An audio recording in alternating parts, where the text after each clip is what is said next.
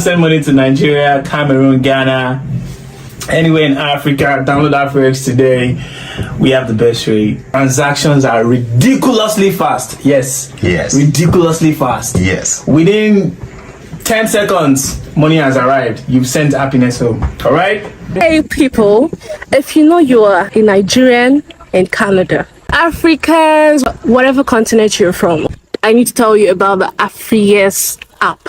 It's going to help you to be able to transfer and convert your CADs to whatever currency you want to convert it to. You don't have any excuse to send your people money. Not going to say, oh, you need to have a CAD account or dollar account. You can use it and send money to them in whatever currency. So download that app and start sending them money. Don't be stingy. Don't be stingy. I hope you have downloaded the AfriYes app. I and my family use AfriYes to send money around the world. And if you use AfriYes, you are not just getting best rate in town, you are also likely to get a bonus from AfriYes. AfriYes will be awarding many of you bonuses of $50 to $100 if you send money. And this is aside from you getting the best rate. So please make sure you download the AfriYes app and use it to send money from US, from Canada, from Europe to different parts of the world. Hello, friends. Welcome to Choco Millionaire. I hope you're doing fine. All right. So in this video, I'll be talking about a major update that is coming from IRCC, which is Canada's Immigration Commission. So yesterday, they made an announcement regarding permanent residency under the Express Entry program. Now, for a backdrop, there are many ways to get permanent residency in Canada. One of the most common ways is to apply for your PR or your permanent residency through what we call the Express Entry program.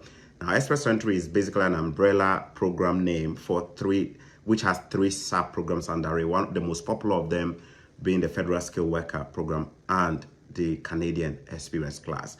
In the last few years, Canada introduced something called a category-based draw, where they were inviting people to apply for PR under the Express Entry program based on their occupations in Canada or based on the labor market needs here in Canada. If you go into the Express Entry, so I'm basically talking about this one right here, okay, guys? So this is what I'm talking about right now. Let me know if you can hear me. So these are the changes we're talking about right now, okay? I'm not sure if you guys, let me just make sure, this is a live broadcast. Let me just make sure I am live and you guys can hear me good. Please comment as well and let me know if you can hear me. For some reason, I cannot see the comments, so.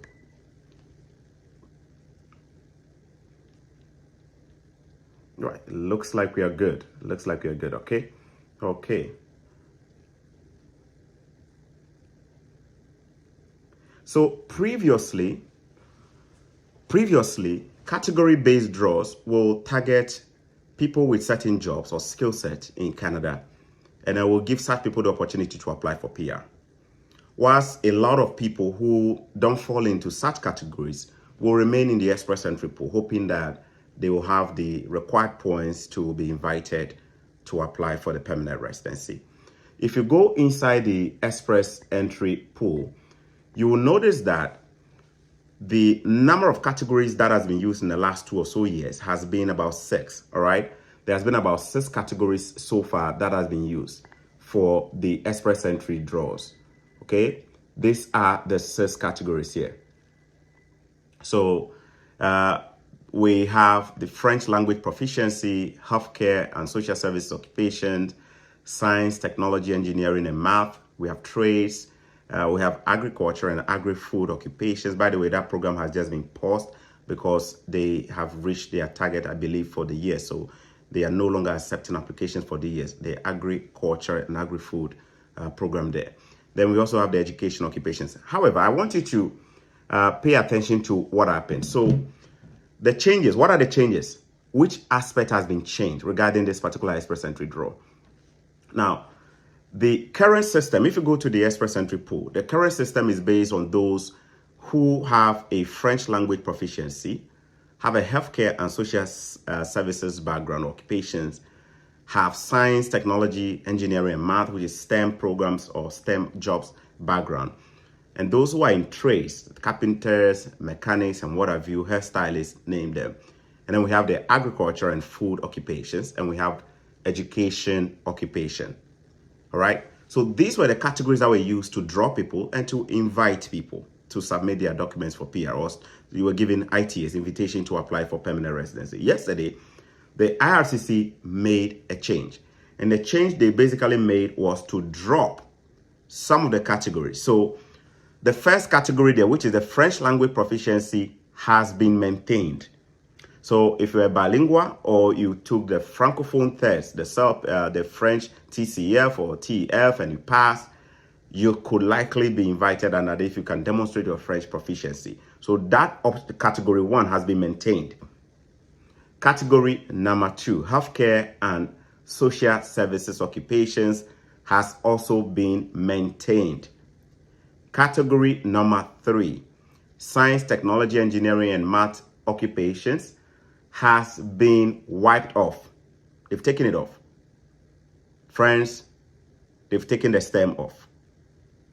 And the biggest losers under the STEM category are those in IT, the software engineers and the data analytics guys or analytics guys. Those guys, basically, they have not made provision for them in the new update that came just yesterday. Wow. That was a big one. Then number 4, trades occupation has been maintained. So number 4 is there, number 3 is gone. Number 5, agriculture and food has been modernized. So that one is technically gone and they've modernized it. So what they did was this. They moved some occupations under agric or the food industry and then rather put it under trades. All right, so let me just get that for you. Let me just get an update for you. So literally, most people in the hospital. All right, let me just make sure I'm just reading the official. There are jobs that are not going to be featuring, and it's not looking good at all. It's not looking good at all. Okay, so let me just read them here for you. Comment below and let me know what you think about all these updates. I know it's a little bit disturbing. People are just wondering, hey, what's going on? What's going on? So many changes, right? Yeah, so they've dropped. And the reason they gave is that it's based on the labor market needs. The labor market needs, okay? So let's look at it here. So, yeah. Trace. Cooking has been moved to trades. Cooking. Those of you who are in that industry or have those backgrounds there, has been moved to trades. I am not really sure why they moved that to trades, because that would have been in a different category, but it looks like they kind of moved that into trades, okay? So cooks are now going to be part of the trade section there. And then let's look at the transport sector. Ooh, it's also gone. Yeah, transportation has also been kicked off. So there will be no transport there, okay? There will be no transport. I'm just going through the list here. The biggest losers again are the STEM guys. If you are in software, you're a software engineer, data analytics and stuff like that, it looks like you are impacted. You have been impacted. What they've done is that they rather move insurance agents and then they kind of moved them and then added them to a different category, okay? Yeah. Cooks have been moved to the trade sector. Now, under health and social services as well, what they've done is that they've also brought in some jobs such as social workers, and then critical aid and assistance roles have been removed. And then what they did was that they rather added social workers. So there's no problem adding social workers, but they took out jobs like aides and assistance roles, took all of them off and then replaced it with just social workers, all right? So they also put a work experience level there that you need to have at least 6 months work experience to be able to apply. A lot of people are saying that that will also undermine the system in general if you make it 6 months. Anyway, I think 6 months is not bad, isn't it? But the worry has been that they just did not create and add more fields. They actually took out a lot more fields. Now, the overall confusion here is this, guys. People make decisions to pick certain courses because of what is happening in Canada. So imagine if you apply to come and study tech, IT-related courses, software, and stuff like that. And all of a sudden, you are seeing all these changes being made. STEM, a year ago, STEM was there. In fact, if you look into the Express Entry pool, you still will likely find STEM programs there. Then all of a sudden, it's been booted out. All right. The agri sector as well, they just closed the application for what? For the year, right? They've hit their target already. So cooks have been moved to trades. And then you have assistants or A's in the, in the social service sector there kicked off, and then they brought social workers, which is good. Social workers should be in there.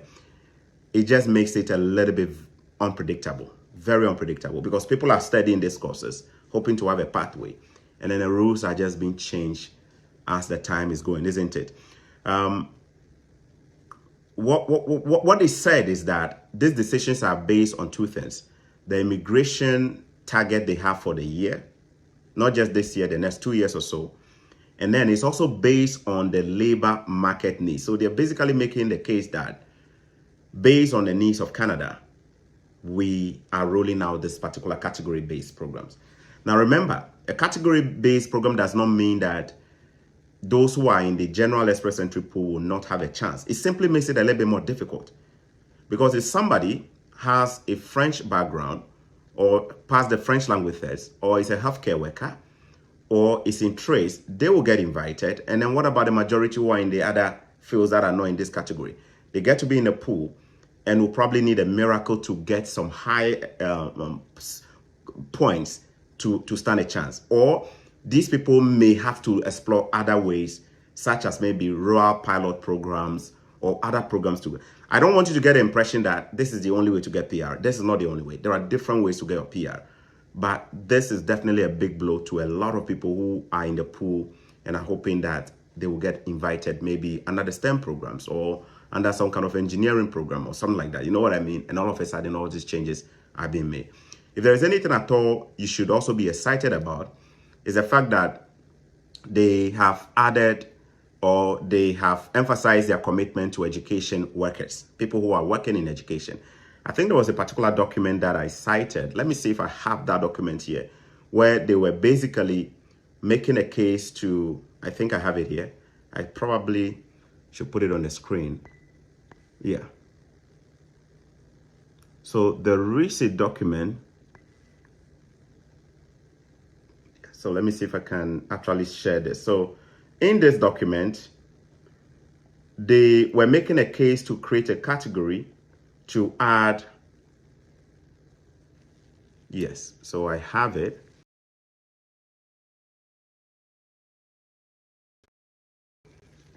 Education. If you are in education, good news for you. Unfortunately, others are being kicked out of the Express Entry category-based program. So that is it here. This is what I was trying to get for you guys to see, all right? So this document is a document from the government of Canada where they were basically considering adding, or let me just read it. The purpose of this memorandum is to seek a decision regarding the establishment of a teacher and early childhood educator, into bracket, childhood educator category in Express Entry. They want to create a category for early childhood educator. They want to create a category for it. All right. We recommend that this category be considered for inclusion in the 2025 categories, which will allow for further examination of relevant job market shifts and the role that Express Entry can play in addressing identified needs in consultation with partners and stakeholders. Existing pathways are helping to address labor market needs for these occupations. And then it goes on, and it lists some. So let me just highlight this a little bit more so you can see. Since the introduction of category-based selection in 2023, the number of express entry invitations to apply to the following 6 education-related occupations has grown significantly. So these are the education jobs that have grown in terms of the demand. Elementary school and kindergarten teachers with the NOC code 41221, elementary and secondary school teacher assistants, NOC code 43100, early childhood educators and assistants, NOC code 42202, secondary school teachers, NOC code 41220, instructors of persons with disabilities, NOC code 42203, and finally, educational counselors, NOC code 41320. So these are the arguments they are making, that they want to create a new category for this sector here, education workers. All right. So I am not surprised that they maintain that category under the express entry category-based consideration, that they maintain education. What is important is that they are making a case that there is a serious need or interest in education workers. All right. Do you remember about a year ago, I made this video? You probably may have seen this video here about a year ago. Look at the title, Why You Should Consider Studying This Course in Canada. That video has been viewed by 24,000 people. I made that video a year ago. It's a 30 minutes long video. And in that video, I kind of made a point.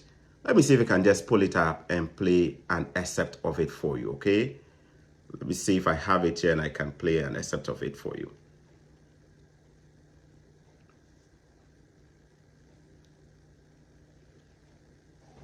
Hello, people. Welcome to Choco Millionaire. Choco Millionaire. I live in Canada, and I'm just a regular guy who likes to make videos on lifestyle, especially lifestyle stuff related to immigrants in Canada. And this.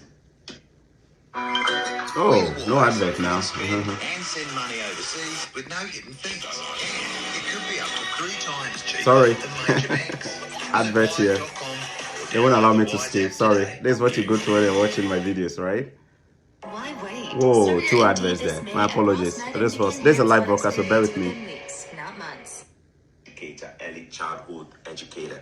The first time I actually heard about this course was through a friend who was here at the time when I was a student. She was also in school, and she actually was taking this course as an undergraduate bachelor's program. She's a Nigerian called Loveling. Loveling lives in the Toronto area right now. Loveling was taking this course, and she was actually working. She loves working with kids, and she will later on go on and get a job and be working with kids. That was the first time I actually came across this course.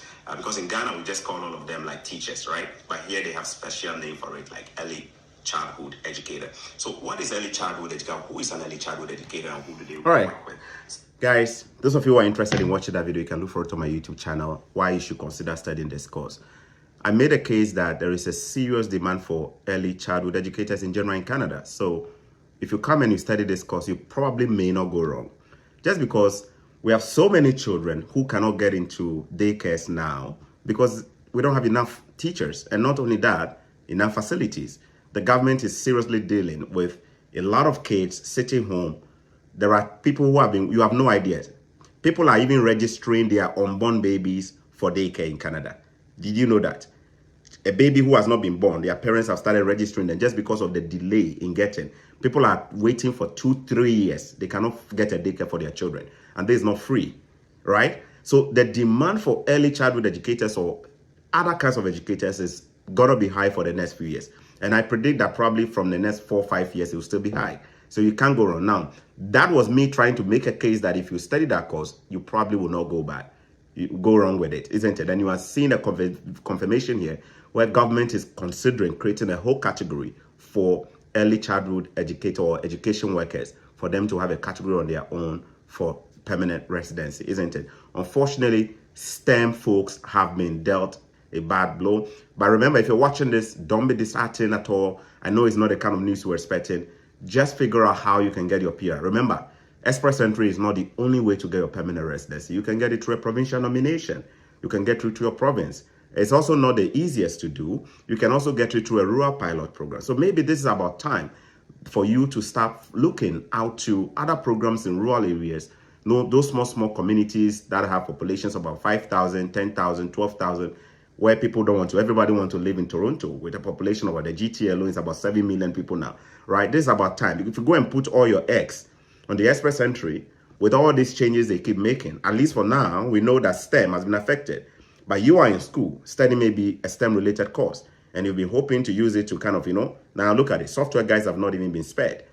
Cooks have been moved and then they put them under trades and all kinds of, it just doesn't make sense, to be honest. Some of the changes they made just, it feels like they I don't know, it just doesn't make sense. Some of the changes they made just doesn't make sense. You know what I mean? Just imagine, software engineers, these were people who were in high demand. Are they basically saying that these people are no longer in high demand, right? People like cooks or butchers should be in the same category. So why do you move one and then you drop the other? It just doesn't make sense to me. It just doesn't make sense at all. But it is what it is. It is what it is. It's already happened. Let me know what you think. Drop your comments. I'll read 1 or 2 comments before I continue, okay? Yeah. Software engineers have been removed. A lot of no-codes are. In fact, I think there is a breakdown of the jobs that have been affected or taken off. I could go into that. The video will probably be long. It's a lot. So just make sure you are checking. Read the official information. The link to the official information will be in the description box. So make sure when this video ends, you check that, click on it, take your time, read it and see whether the job you are doing right now in Canada or the course you are studying leading to that job is still there or not. If it's not there, maybe it's about time you start thinking of a plan B. Should I do something on the side? Should I consider moving out of the big cities? Maybe don't move yet. Maybe target getting jobs in smaller communities that have a pilot program so that you can use that to get your or maybe you should consider the provincial nominations and see whether you have a better chance there. All right. Thanks so much for watching. My name is Choco Millionaire. Insurance agents, big one for you. It looks like Canada has interest in insurance agents. So I'm pretty surprised that insurance agents, for example, have been moved, right? They've been moved and then they added them to the trades. Cooks have also been added to the trades, all right? But then you have other STEM programs that have all been taken out, all right? Yeah. Anyway, so that will be all for now. Okay. Now, pharmacists, what about pharmacists? That is healthcare. So pharmacists are now part of the healthcare category, all right? So you guys are there. Social workers and social service workers, you are now part of, you've also been, yes, they also fall under the healthcare and social service category. So healthcare and social services have been meshed together. And then there is now the category for education, right? So these are some of the changes in here. I am just going through to see if there is any list that I should be looking at for you. Yeah. So yeah, just to summarize, lots of knock-codes have been knocked out. Transport category, for example, has been removed. So there will be no category draw for transport sector. All of you who are in the transportation sector and you're hoping to use that. Several knock-codes have been added to the healthcare sector. Several knock-codes have been added to the trades. Several knock-codes have been added. And then agri-food now only has one knock-code, right? So that is it there. All right, guys, that'll be all for now. Thanks so much for watching. My name is Choco Millionaire. I'll see you on the other side. Peace. Bye-bye.